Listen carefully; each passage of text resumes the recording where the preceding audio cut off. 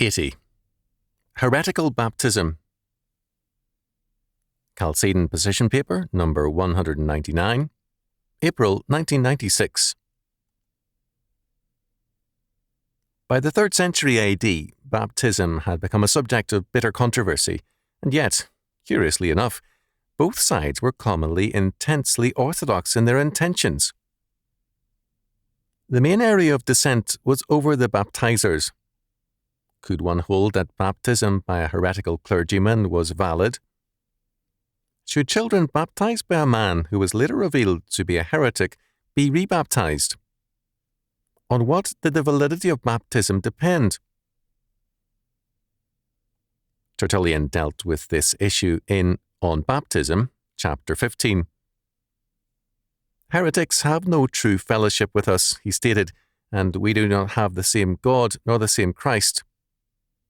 Because their baptism seems the same as ours does not make it valid, because it is not the same.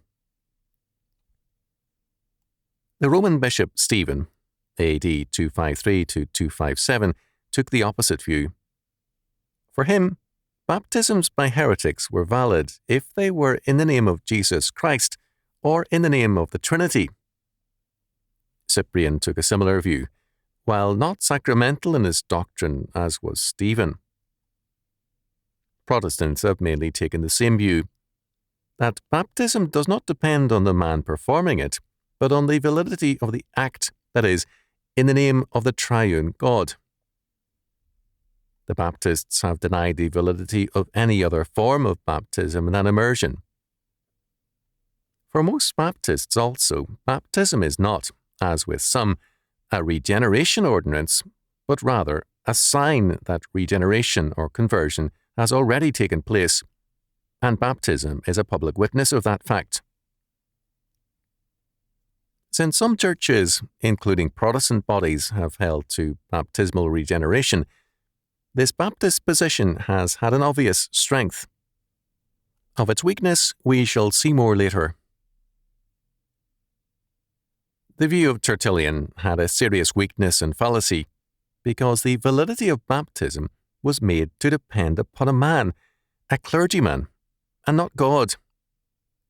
The implications were serious. If church rites, ceremonies, or ordinances could be invalidated if the man performing them were later shown to be a heretic, then marriages performed by such a clergyman were invalid also, and the children born thereof were bastards. To make the validity depend on man was to undercut God's work. It was one thing for an avowed heretic, for example, to perform a service with pagan forms and meaning, another for the service to be held in orthodox fashion. Who could know the mind of the man presiding at baptism, communion, or at a wedding? And who is efficacious here, God or man? As a result, in virtually all circles, the validity of ordinances rests on God and the faithful use of biblical and Trinitarian forms. This whole issue is important now precisely because theological ignorance has led to a serious loss of awareness and discernment. Another area of unclear thinking has had to do with baptism and salvation. Who regenerates man? The answer is obvious. God does.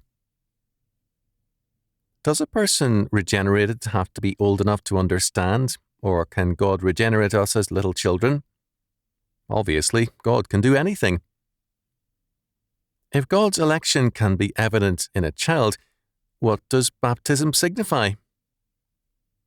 Some hold to baptismal regeneration, others to regeneration as preceding baptism. But baptism has been seen also as giving a child, or one's mature self, to the Lord, and invoking His reign in one's life. Infant baptism is then a surrender of the child to God. Hannah took the little boy Samuel to Eli, saying, "This child was given to me by the Lord. As long as he lives, he shall be given to the Lord." 1 Samuel chapter 1, verse 28.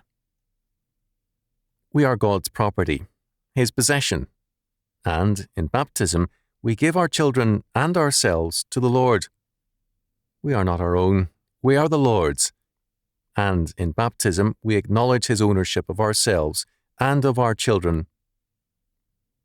In giving ourselves to the Lord, we give Him all that we have and are, so that we are now committed to His use and service.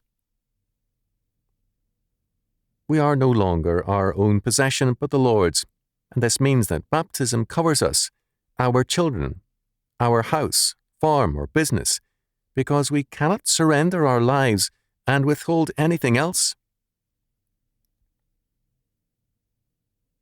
The Church's earliest baptismal confession, the ancient records indicate, was taken from Philippians chapter 2, verses 9 to 11. Jesus Christ is Lord. A Lord, sovereign, or God, for such is the meaning of kurios, is total owner and controller of us. And baptism means that God is now our Lord, our owner. Nothing can be withheld from Him. Disagreements over the form and age of baptism have obscured its lordship connotation. To be baptized means that we are not our own, for we have been bought with a price. 1 Corinthians chapter 6, verses 19 to 20. We have too long stressed the forms and forgotten that baptism testifies to our ownership by the Lord Jesus Christ. The greatest heresy is to overlook His ownership